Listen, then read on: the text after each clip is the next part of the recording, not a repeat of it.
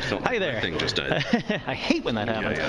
Hi there. I'm Kurt from HollyWookie.com, a nerd's guide to Hollywood. Oh, nice. So I'll start right off the bat. You know, you are one of those actors that steal every scene that you're in. Oh, that's nice of you to say. No, it's very true. So have you figured out how to do that in a cartoon form yet?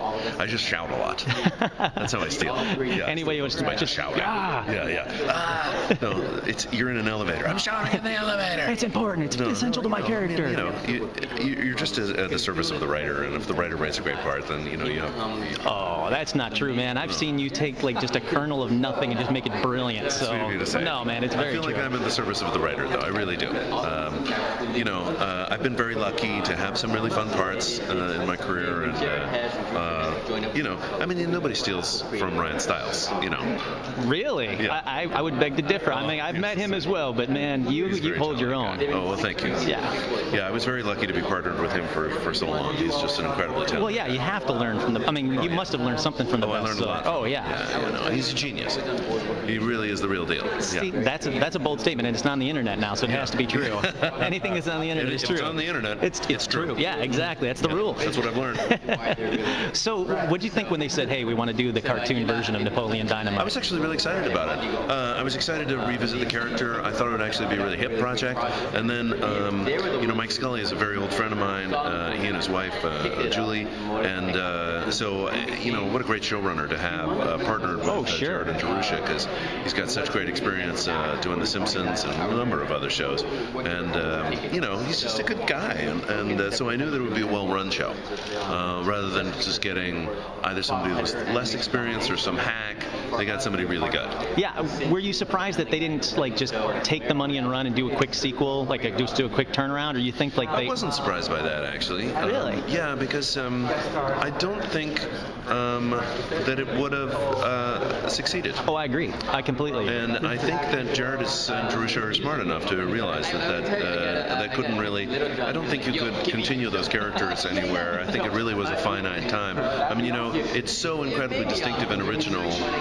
When I read the script, I'd never seen anything like it before. It really was like a live-action cartoon, so this makes total sense. Yeah, it's a perfect translation to take it to the next level. I mean, there's certain things that really shouldn't be a sequel. We're so obsessed with sequels now. I completely agree. It's like, Mike brings up that Austin Powers, the first time you see Austin Powers is awesome, and then Austin Powers 2, you're like, that's another one, I guess. That happened. Yeah, exactly. That happened. Yeah. The first one is fantastic. Let's just make the first now one. They're bringing a fourth and a musical. I mean, it's just too much. Yeah, I think it's but so we could have gone that way, and I think it would have been less effective. But making a cartoon of it, I think, is really fun. It seems like your iconic characters. Now that you said that, your iconic characters, they never go to the sequel. Like Office Space never did the sequel, and such a groundbreaking comedy, and this is another one. So you just have the eye for those original ideas, apparently. They're or are you just getting lucky? Yeah. All right. Yeah. No, I mean, I think all of the movies I've done within the studio system, I've not been entirely happy with, but all the movies that I've done outside of the studio system, not all of them, but the vast majority of them, I've been pretty happy. You should be pretty proud of your career. You crack me up constantly. Thank you. I appreciate that. But my favorites are Office Space and Napoleon Dynamite. And Office Space was ostensibly at Fox, but it really was Mike's baby. Oh, definitely. I mean, he had kind of full run of that thing, and could have been marketed better. Yeah, and maybe the day.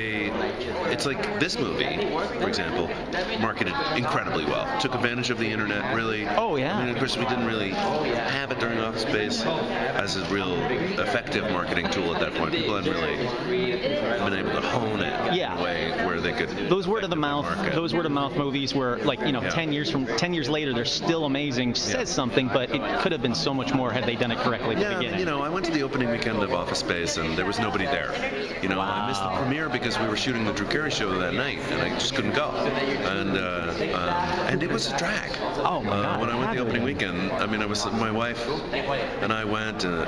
Granted, it was a matinee, but literally we were the only people in the audience. Oh my God, that's horrendous. That's terrible, man. It's such a brilliant I was like, movie. it's a failure, and I couldn't look at it without thinking that. and then I didn't see it any other time for 10 years. Wow. I didn't watch it on television. It was such a huge disappointment for me because I loved that script. Oh, yeah. And I loved shooting the movie. I loved the cast. And then the fact that it failed was so huge to me that I was never able to wrap my mind around actually watching it until the 10th anniversary in Austin, Texas. I was going to say, is that the one you actually saw? Wow. That's when I saw it. And what a difference, man. Oh, my God. Huge crowd. I mean, people that had driven from all over the country to come to it. Oh, yeah. Because they knew that I mean, you know, we didn't have Jen and we didn't have Ben, but we had everybody else. And so, I mean, it was like, it was great. It was like the Rocky Horror Picture Show. Oh, yeah, definitely. That's amazing. You know, people knew every line, and it was very satisfying. Great circle. So, in this, in its own way, has had its own circle, too. Yeah, it's got a second leg. You guys shot 6 so far? Yeah, I mean, I wish we had more, but because, you know, I mean, I bet your fans would know that it takes a long time to make animation. Most people say, well, you should just, you know, just make some more. Draw it and do it. It's going to take a year. Yeah. You know, if we're lucky enough to get picked up, it'll be a year before anybody sees anything. You know, and that's just the way it is. Yeah, it's a truth, and it's just a brutal truth, but it's what it is. It's just the way production is. We can't go that fast because you got to ship it off. You guys got to figure out how to do live animation, and then you got something there. Well, the guys at South Park are able to do it because they use a different program. Yeah. They use a different type of animation than we do, which is just, on a production side, just easier to use. Sure. But you know, I love the flat 2D look. I'm a huge fan I love the traditional. Yeah, I really do. It's why I wanted to do, you know, Batman Brave and the Bold and all of those cartoons. Yes, that's right. See, man, because your career's still, amazing. Thank you. I'm still in love with that 2D animation. 3D is cool looking. Yeah. It's all right, and the digital stuff is okay. But that flatness, I just love it. Because I guess it reminds me when I would read comic books when I was a kid. Oh, definitely. You know, it reminds me of all that. So it has a special place in my heart. Also, Super Friends. Last question. Yeah. But I met you at the They Might Be Giants show. Are you a fan of They Might Be Giants? Oh my God, yeah. See, we listen to them all day. See, that's just fantastic.